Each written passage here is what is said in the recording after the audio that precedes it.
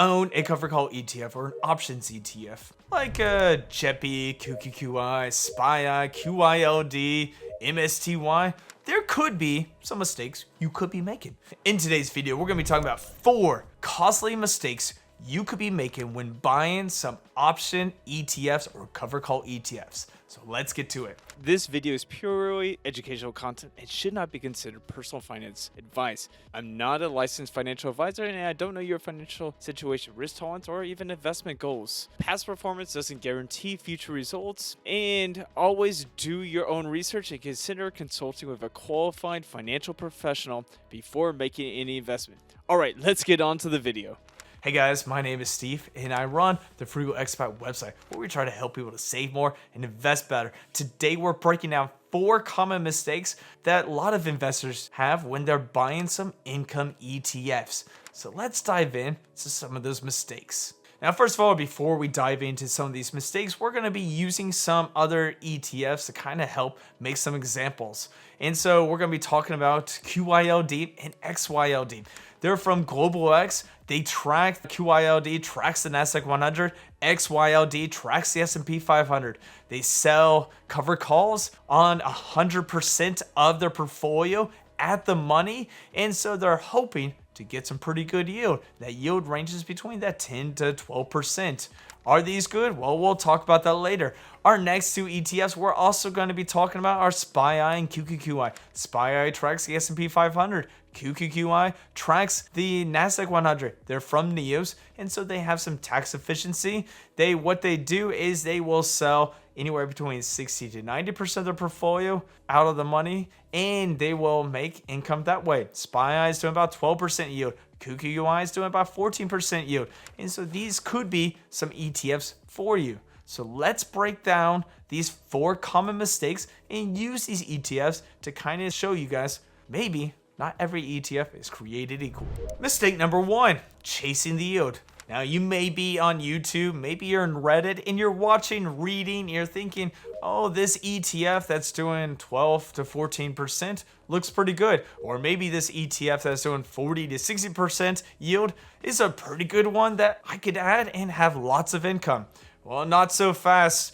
Now, these ETFs may show you some great numbers, but you have to look under the hood. Not every used car is the best. That's why I like to drive those Toyotas, those Lexuses, those that are made in Japan, because maybe they're a little bit more reliable. And so we got to dive under the hood, see what the strategy is, and not always chase the yield. Now, the yield is probably the kind of the click that people want. They want you guys to click, they want you guys to buy, and that's probably the big thing. But here's the thing, the yield should not be the reason you should dive into a certain ETF. You need to ask the question, where is this yield coming from? How is it being made? Where are the distributions coming from? And what strategy does this ETF use? Now, if we take a look at QYLD, which was created by Global X in 2013, this ETF says at the money, covered calls on the NASDAQ 100, and it sells 100% of its portfolio. So it gives you a good, maybe about 12% yield. So you're thinking this could be a good one. I had a friend or even a family member come up to me and say, oh, I kind of like that QYLD. Should I buy it? That is a very good question. So I did a deep dive. QYLD sells at the money. It sells 100% of its portfolio. And so a couple things that kind of show me is, first of all, you're going to have a capped upside. And maybe the NAV is kind of erode over time, which we'll talk about later. But here's the thing is, all this doesn't look good on paper. Maybe the 12 to 14% look good, but the rest of the strategy doesn't look good. The income is tax out ordinary income, so maybe chasing the yield may not be the best. Now, if we take a look at QQQI has a 14% yield. Sells on the NASDAQ 100. It also, what it does, it sells out of the money covered calls. So there is some not so much capped upside. It also buys some calls, so it's allowing some of the portfolio to actually grow. And it's got some pretty good tax efficiency with ROC and 1256 contracts. If you guys don't know what that is, we're going to talk about it in mistake number 2. And so a QQQI on the surface has a better yield, better tax efficiency. It's got pretty good price appreciation too, and so it's a much better ETF that you could buy and hold for your long term. All right, let's get to mistake number 2. Now, mistake number 2 is not knowing how your distributions are taxed. Now, taxes are everything. It's because if you're getting $100 back and you're getting taxed at a 30% rate, that's $30 out.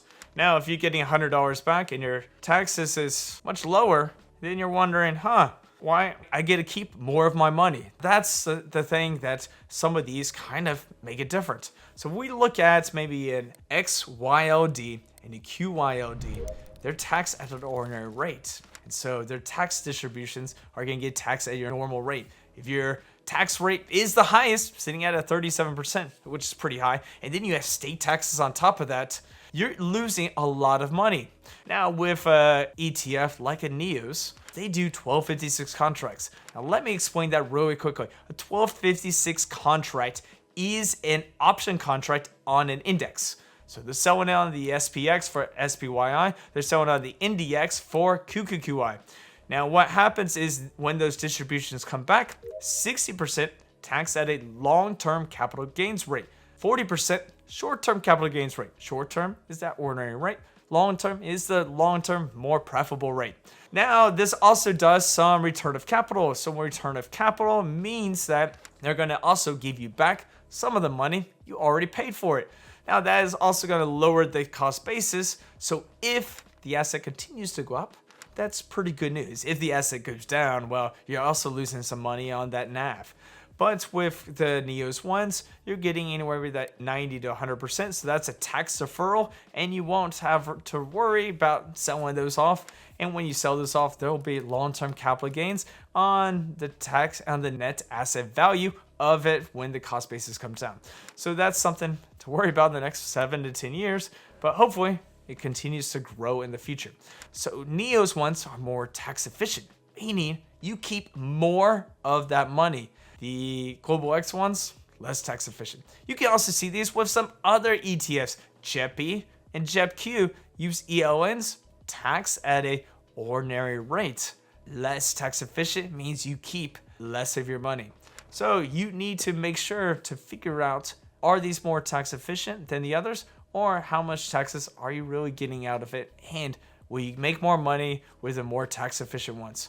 That is mistake number 2. Let's get on to mistake number 3. Hey guys, if you like this video, make sure to hit the like button and subscribe. And one of the coolest things I am creating, first of all, I'm creating 2 different things. I am creating a group on School where we can talk about, communicate, and throw in some great conversations about learning about ETFs and kind of supporting each other in a community. It's right now free, so take a look at it in the pinned comments and in the description as well.